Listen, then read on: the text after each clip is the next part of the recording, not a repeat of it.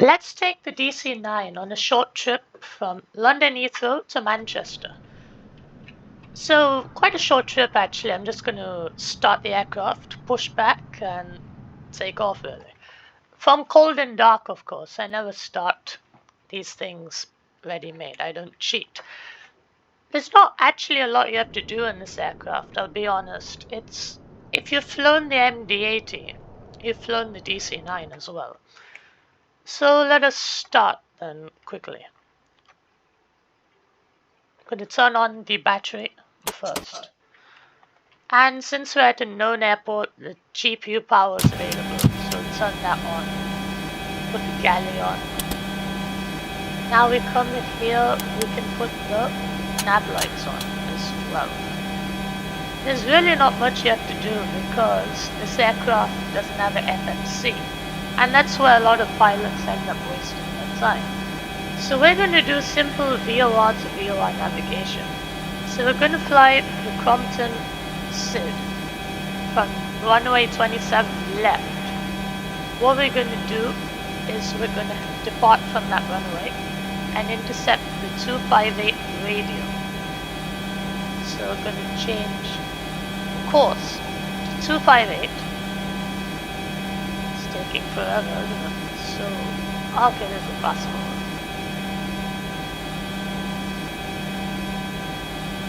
Now I'm referring to quite an old chart maybe, so I think it's 256 by now, but I'll just go with 258. So we're going to intercept the 258 radial from London with the VOR frequency 113.60. So we've got to turn these on first, otherwise we're not going to get any DME updates. So 113.60. Heavy request taxi to the gate. Then at London 7 DME, I'm going to turn to heading 271 and go direct to Woodley. So I'm going to set my heading to 271. Taxiing to gate 327 via taxiway Hotel Bravo, Foxtrot Golf Speedbird 355 Heavy.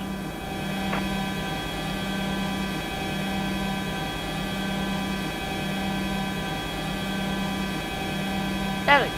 And then, once we reach Woodley, I'm going to turn towards Crompton via the 102 radial, which is 114.35.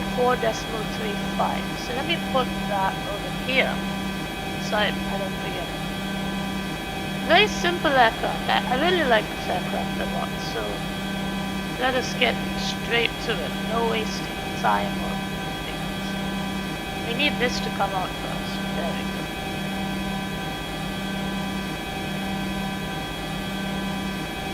First thing I'm going to do is I'm going to turn off the co-pilot. Now let us check the flight plan.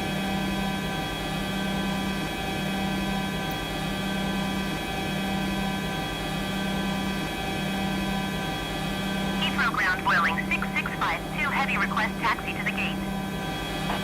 Vueling 6652 heavy taxi to gate 537 via taxiway Hotel Bravo.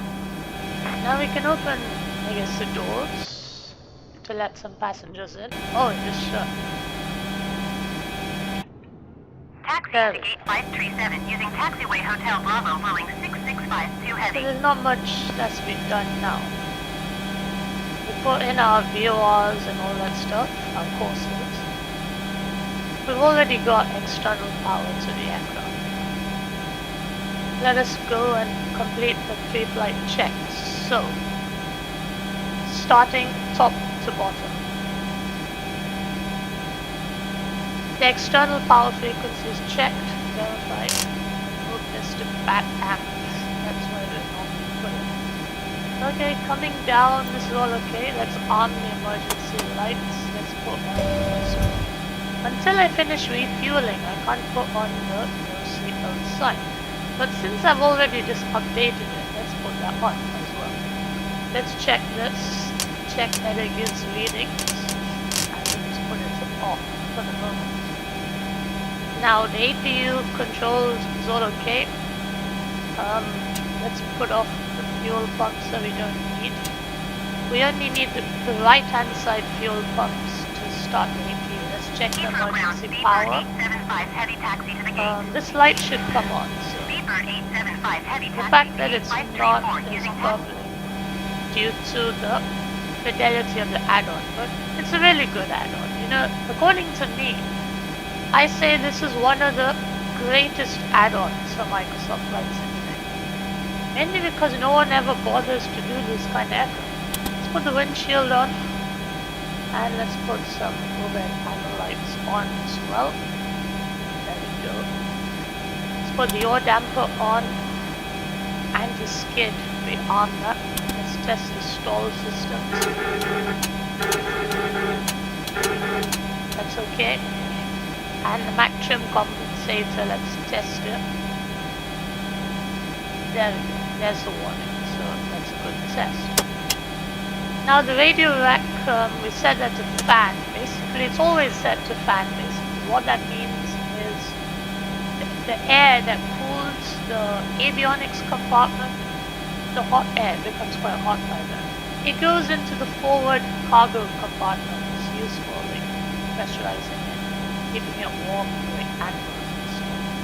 Let's get the APU going. So the right hand side fuel pump is on. We never use the DC start pump when we've got external power connected, so don't fall into that trap. So you just put the APU master, hold it at start, and then it'll spring back to run. There we go. Now I can just let go of it. And it'll spool up. Let us set our cabin altitude.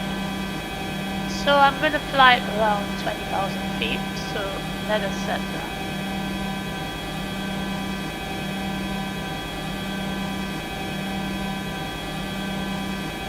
There we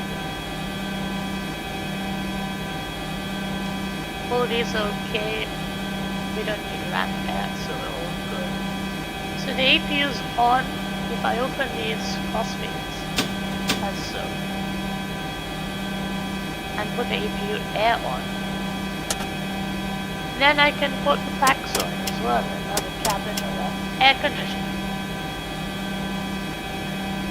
So I think, yeah, that's pretty much it. What else is there? Let us just check our gauges. We'll put this on heading mode as such. And these better be on, okay? Because this is what connects your autopilot to the servos. So if those are not on, your autopilot's not going to really control your airplane. Then let's come over here, set the altitude reminder to say 10,000 feet. So by then I will pitch the plane down and start speeding up. And the weather radar doesn't work. We'll set squawk code to 2000. Put on mode C. Altitude reporting is on.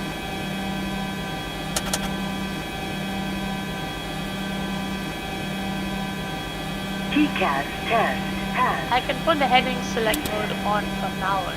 That's a good idea. And this has to be in auto. Okay, that's manual. You don't want to be pressurizing the outflow and controlling the outflow about manual. Just put it in auto.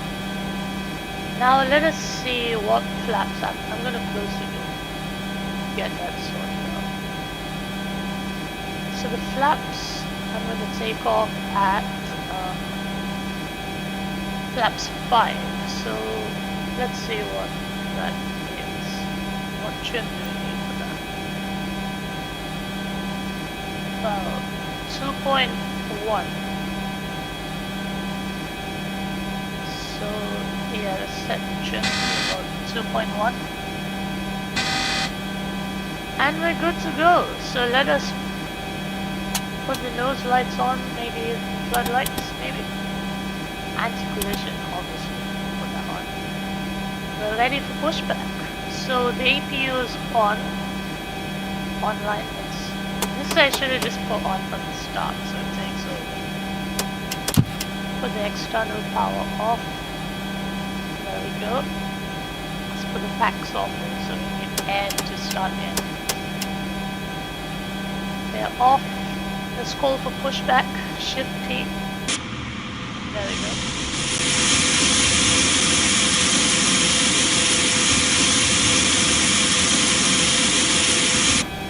And whenever you push back, whether it's any aircraft, you always fire up the auxiliary hydraulics to help with steering.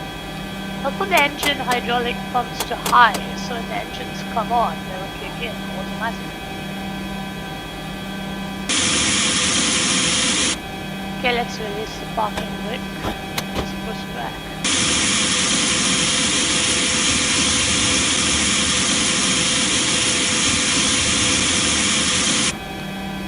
Alright, let's start the engine. So the packs are off.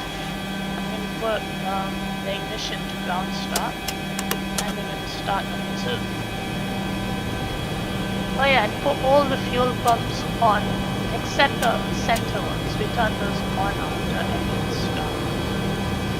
There we go, the engine is N2 is pulling up to 20%, so we're going to open the fuel. And while we push back, let us set our flaps to take off, arm the speed brakes.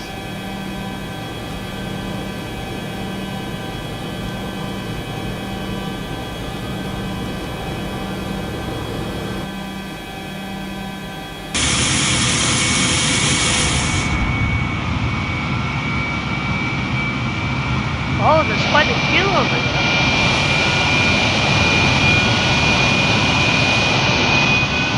AIS.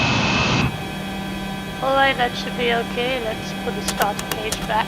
Start number 1.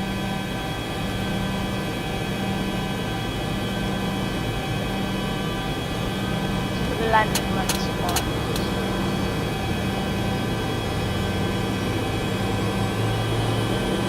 20% N2, let's introduce the fuel.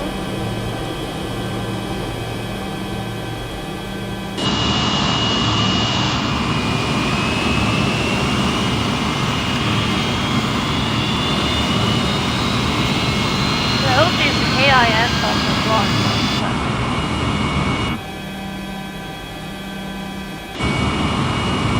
Alright, let's stop.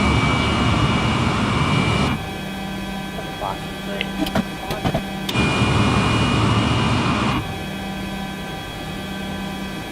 Alright, so number 1 and number 2, they are running. Put the starter off. Yep, they're running. So, we put the ignition back to off. So, we can put the APU air off. Now, if you put the APU off, you'll find that the whole aircraft shuts down.